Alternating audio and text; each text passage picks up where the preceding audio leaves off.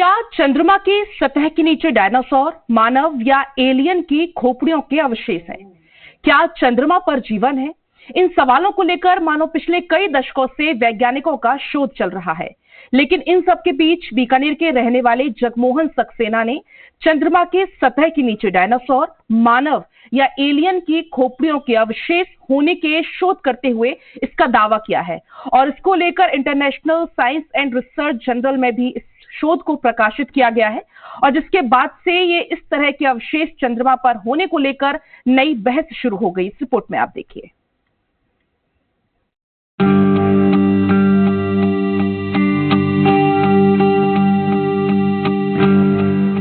आप माने या ना माने, चंद्रमा की सतह के नीचे बड़े इलाके को मेसोजोइक एरा के डायनासोर के अवशेष जीवाश्मों के आप्लावित क्षेत्र के रूप में खोजा गया है, जिसे खगोलविद जगमोहन सक्सेना ने अपने शोध में साफ किया है, जिसमें इस आशय का एक शोध आलेख international journal of science and research journal ने प्रकाशित भी कर दिया है।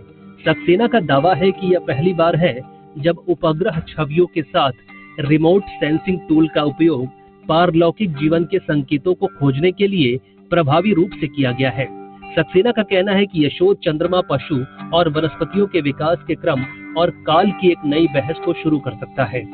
चंद्रमा की सतह के नीचे की इस जगह की पहचान दक्षिण ध्रुव क्षेत्र के रूप में की गई है, जो क्रेटर मजिनियस ई के बीच Bongu सलावस्की H crater, Hind crater और नुस्ल एस क्रेटर में पाया गया है। ये वे क्षेत्र हैं जो मेसोजोइक एरा के अन्य जानवरों के साथ डायनासोर के जीवाश्मों से बहुतायत में मिले हैं। बहुत संभव है कि मेसोजोइक एरा के वनस्पतियों और अन्य जीवों के जीवाश्म भी इस जगह पर पाए जा सकते हैं। जीवन की खोज के प्रयास जारी है। जीवन मिलने वाला है, दूसरे ग्रहों पर परग्रही जीवन मिलने वाला है और उस परग्रही जीवन की कल्पना भी किसी के सामने स्पष्ट नहीं थी।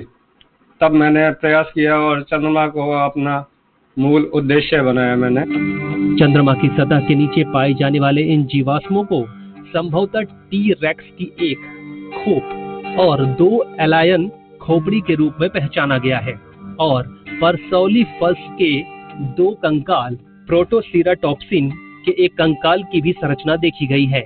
इन्हें चंद्रमा की सतह के नीचे नासा द्वारा LROC साइट पर उपलब्ध कराई गई छवियों में रिमोट सेंसिंग टूल की सहायता से देखा गया है।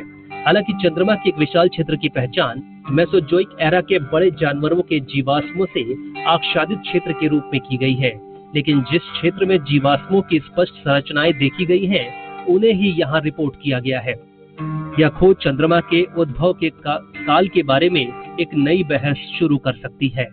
क्या चंद्रमा का उद्भव केवल 6.5 करोड़ वर्ष पहले हुआ था, या यह पृथ्वी से टूटे हुए टुकड़ों या कुछ उल्का पिंडों के माध्यम से जीवाश्मों में भर गया, या यह पृथ्वी और चंद्रमा पर एक साथ डायनासोर का समानांतर विकास की ओर इशारा करता है।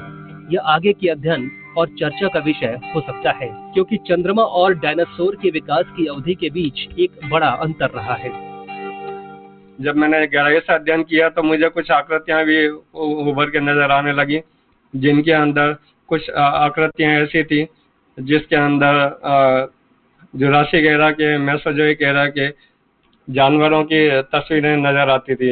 अपनी परिकल्पनाओं के माध्यम से, उसके सतत निरंतर शोध के माध्यम से इन्होंने जो उपलब्धि हासिल की है वो सराहनीय है। पहले इन्होंने विक्रम लैंडर के बारे में देखा, फिर उसके बाद में डायनासोर का देखा और विभिन्न तरीके की जो वहाँ पे जीवंत चीजें इनको नजर आ रही हैं, ये सोचने वाली बात है।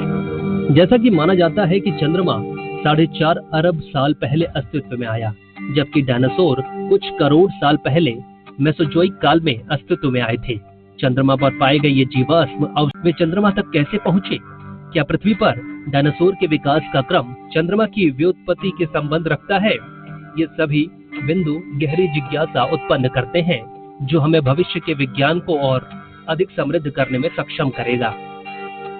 शोधकर्ता खगोलविद जगमोहन सक्सेना पिछले कई सालों से देश और दुनिया के वैज्ञानिकों के संपर्क में है और अपने शोध को आगे बढ़ा रहे हैं। ऐसे में शोध को लेकर ये खुशी जाहिर करते हैं कि साइंस जर्नल में छपे उनके शोध के बाद उनकी मेहनत और शोध को नई दिशा मिली है। वहाँ पे मानवीय जीवन भी रहा है, वो किस तरह का मानवीय जीवन रहा है, क्या वहाँ एलियन रहे हैं या क्या हमारे सुपर गॉड्स वहाँ पे गए, ये सब चीजें खोजने के लिए अग्रिम प्रयास करने पड़ेंगे। सक्सेना कहते हैं कि इस समय जब हमारा चंद्रयान 2 चांद पर गया तो मेरी रुचि और ज्यादा बढ़ गई। उस रुचि के बढ़ने से मैंने इस दिशा में अपना प्रयास करना शुरू किया।